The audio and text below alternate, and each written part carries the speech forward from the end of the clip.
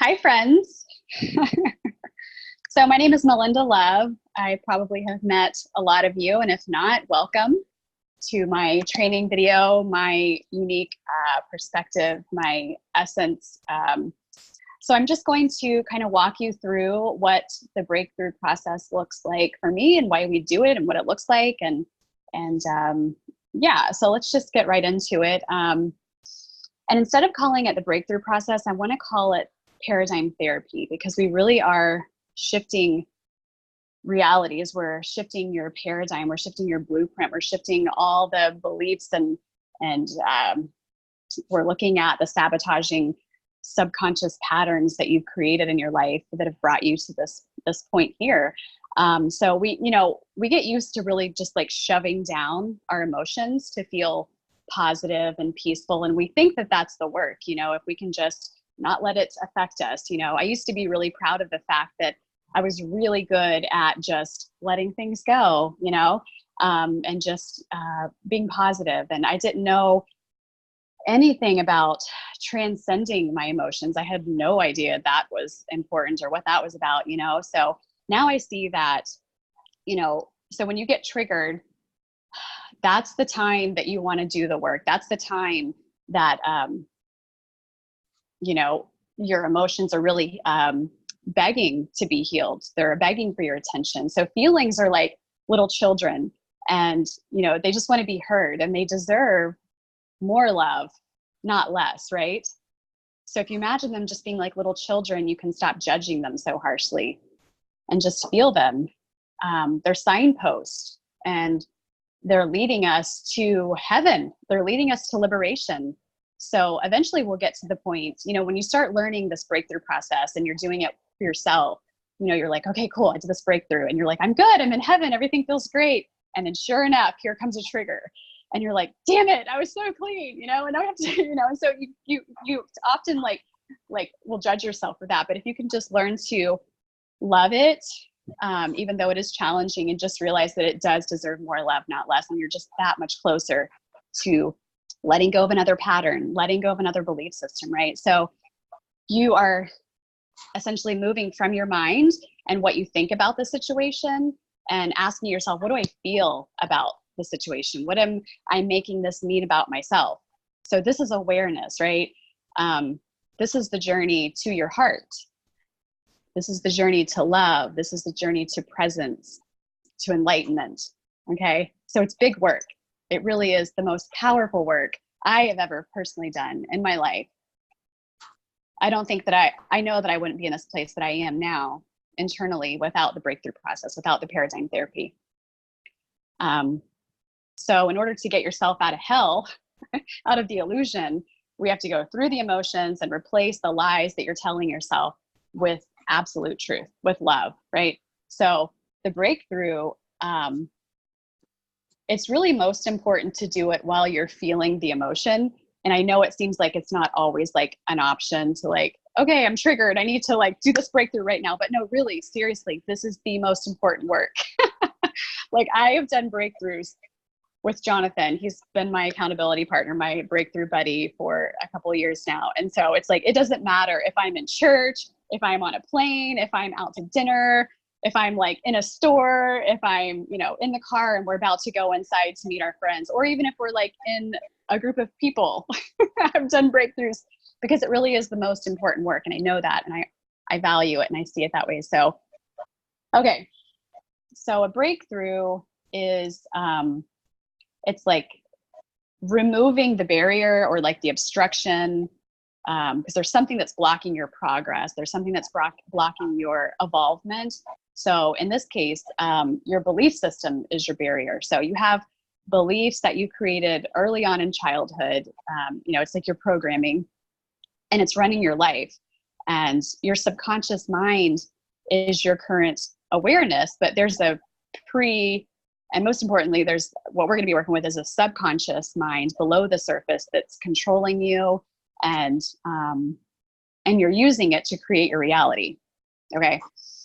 So our ego fights for these beliefs, to protect our identity. So for example, if we have the belief that no one cares about what I say, we're going to be looking at the world through that filter. We're going to be seeing that everywhere. We're going to find no one cares about what I have to say, like everywhere in our realities. That makes sense. So we're actually going to create opportunities to not be heard. And I know this personally because this is one of a breakthrough that I had early on, you know, and so this one just really sticks out for me. But it's like someone with this belief might find themselves like in a group conversation, and when they're contributing to the conversation, they're like being interrupted, and they feel that what they have said is like dismissed. And so they might tell themselves, see, I told you, no one cares about what I have to say. But if you could like rewind and tell them to look at the situation from the highest perspective, you would see that actually the person with the belief had to like create not being heard. So they couldn't be heard because it would actually destroy their belief system. So what's actually happening is they contributed to the conversation, but when they did, they were actually saying something from their worthiness. I'm sorry, they were saying something for their worthiness rather than from their worthiness. So they were trying to get something. They were trying to get validation.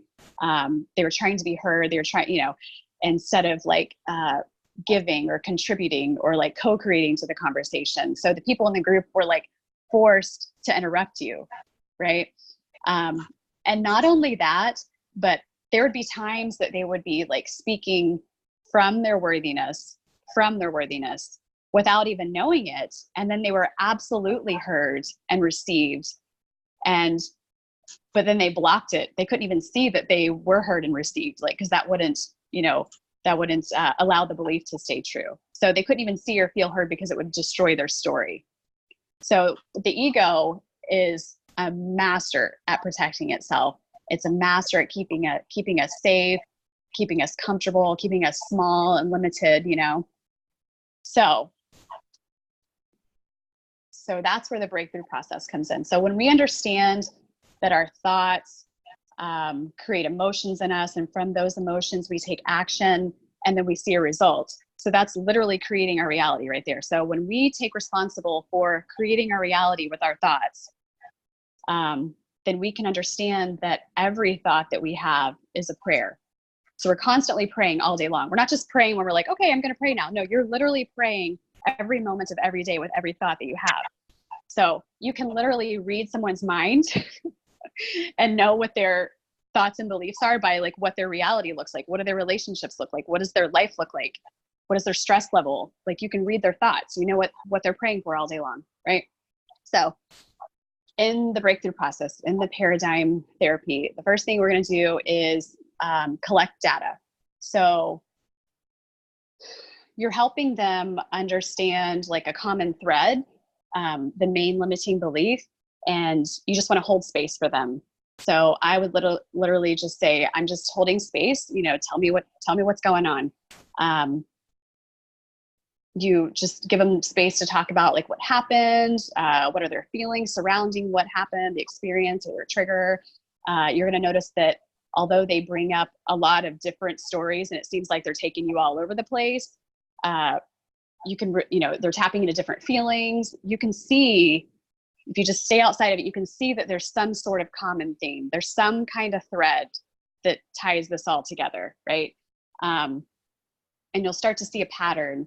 And then you're going to ask them questions to try to pull this out of them and to help them see it too. So it's funny. I just did a breakthrough last night with somebody. It's really funny because it's like, it was very obvious in this breakthrough that how we do anything is how we do everything. And so, for example, this friend had been raised by this guy, this stepdad. He was counterfeit masculine. He was very abusive. He was dominant man. And he felt that my friend felt that he had to, when he was a kid, just have to like walk on eggshells around him. Nothing he did was right. You know, he was constantly just getting picked on and beat down. And he just felt like he wasn't enough. And so he actually had to suppress his emotions. And this caused him to eventually like reject anything related to the masculine energy. Right. So not only that aspect of himself, but he also had like any structure in his life, because structure is like the masculine energy, right? Free flowing is the feminine energy. So any sort of structure in his life, he had a complete aversion to.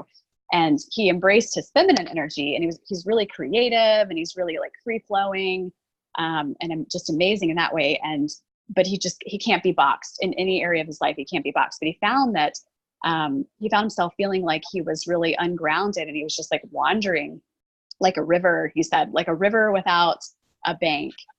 And then this was manifesting in his relationships. This was manifesting in his personal life. He had an aversion to keeping his house clean. It's structure, anything structure. So like his business, he's this genius. He creates these programs and these systems and processes, but like he won't use them in his life. He won't use them in his business. He can't plug himself into there. So he just, he had an aversion to anything like that. So that just showed me that how we do anything is how we do everything, right? Because he had this aversion to the masculine energy. So anyway, so his breakthrough showed him that, excuse me, that there is life in structure. So he had the belief that there wasn't, that it just meant, that you're boxed, you're oppressed, but he saw that there is life in structure. We looked at the golden spiral, the Fibonacci sequence. There's perfect harmony and balance in nature, right? It's a perfect balance of masculine and feminine energy. But anyway, so after you collect all the data and you discover that main belief, then you want to ground. So you're like, okay, let's just get really centered here, because you've been talking, you've been in the world, it's been, chaotic, you've been down rabbit holes and stuff. So you're like, okay, let's just ground and get really centered and close your eyes, and let's just take a deep breath and let it all go. Let go of the world. It's just you and you now, and just let it go and ask yourself, when is the first time I remember feeling whatever the belief is, that I'm not enough? And so, and they get really centered, and you just give them their space to look and see. And typically the memory is going to pop up in an image or something like that for them. They're going to go straight to a memory. And a lot of times it's not going to make sense to them. And so they'll just kind of dismiss it. Okay, it's not that one. And what I've also noticed too is like, if something, because people want to be heard, they want to talk, they want to, especially now that they're in their feelings and they feel safe doing that. It's like, I've noticed, and I've done it too, I've noticed that people, like, a memory will pop up, but it's like, no, that one's not painful enough. I really want to get like a good one that I can just talk about. And because at this moment, we're still victims. We still feel like we're a victim of this circumstance. So we're like, no, I need to get something so you can feel my pain. You can understand what I've been through. So it's like, no, that's not the one. Anyway, so typically you'll see when it pops up for them, and you're like, yeah, that one, let's do that one. And it may not be that one. It may not be the one that we're, the strong one, but we're going to do that one first and see, maybe it'll take us to something else. Maybe it'll show us something else. So yeah, usually the first one's correct. So then we're going to like frame the experience. So we're going to ask them to tell me what happened in this experience when you were a child. Like, what was going on? What were they saying? How did you feel? Give me all the details so I can put myself in there too. And so you're going to help them frame the experience. You're going to put it in a box, right?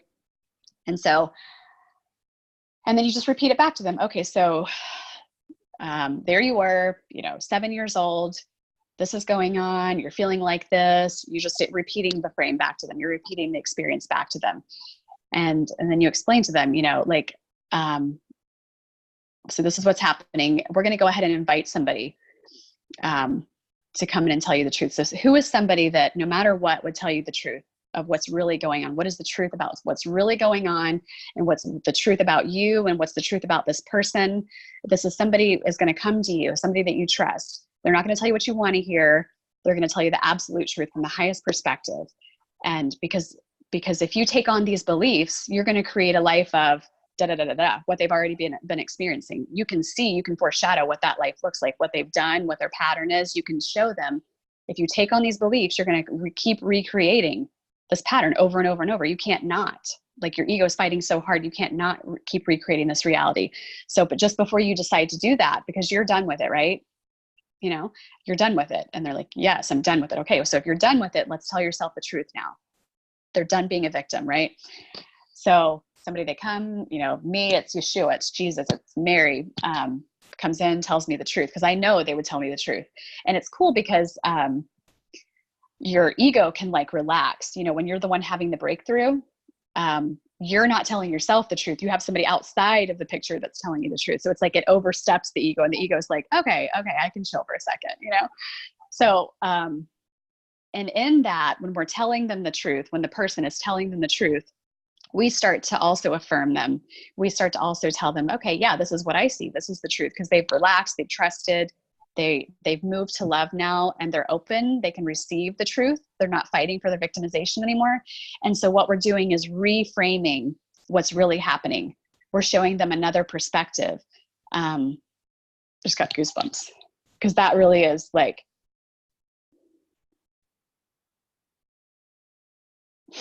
I don't think I was going to cry.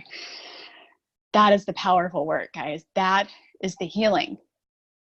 This is the shit we can't see because we're in the picture and we're fighting to freaking death for this story, you know? Whew. This is the miracle. So from this place, we have a brand new, it's like life is brand new. We're looking through God's eyes. We're looking through eyes of love. Life is brand new. It's like we're a little child. We're just born again. It's perfect. It's beautiful. It's just love. We have complete compassion for everything, every experience, everything that we were fighting for. You know, it's like there's just love. It's like all the illusion falls away. And in that moment, we're enlightened. So now we want to tell ourselves the truth. We want to just like affirm them, like more affirmations. They're so empowered. They're in love. Like, you know, they're taking these and they're not even affirmations. They're just truths. Like they're just taking on these new truths, right? It's just making it solid for them. And then we have the checkmate. So this is the pattern interrupt. I was feeling really guilty. This is where it came from, actually. I was feeling really guilty for leaving my boys to go to Costa Rica to co-host a retreat recently. And I caught myself like as soon as I was feeling this guilt come up inside me, I was like, ooh, what's that? Because it didn't feel good. It felt like a block, you know? And I caught myself almost immediately, and I interrupted my pattern by saying, why don't I want my boys to go on vacation? I immediately realized that, like, by me feeling guilty, I was energetically teaching my boys, like, go live your dreams, but you need to feel really guilty while you're doing it, right? So my checkmate was like, it was like, I was just like being aware of my ego from outside myself. And then I was recentering me in the present moment. I was aligning with truth. So my checkmate was like, anytime I'd feel guilty about doing anything and not including my boys, it's like, no, I'm showing them. They're learning by what I'm doing. They're not learning by what I tell them. They're learning by what I'm doing. So I need to live the way I want my boys to live. So that's like my checkmate. So you'll have a checkmate phrase. Your people will have a checkmate phrase. So when these beliefs start to creep in, because as soon as the breakthrough is done, you know, you're in love, but the world starts to slowly creep back in, you know, and eventually, you know, the beliefs start to creep back in. So you need this checkmate phrase to just interrupt your pattern. And it's nice to have a buddy to hold you accountable and check in on you and just see how you're doing. So did I do it? Yeah, I think that's it. Hey guys, I've been in the background the whole time. I asked Melinda to do this training video for us. Didn't she do such an amazing job? If we were in a room full of people, I'd have us all acknowledge her. Just really great work. Such a beautiful compliment to John's work and John's video. They're going to go really well together. Cool. So I haven't seen his video. Which is perfect. I love that. Right. So any last thought before I turn off the recording? Anything else just to leave people with? Or? I believe that's all I have. I feel complete. Yeah. Really good work. All right. I'm going to turn off the recording. Let's see.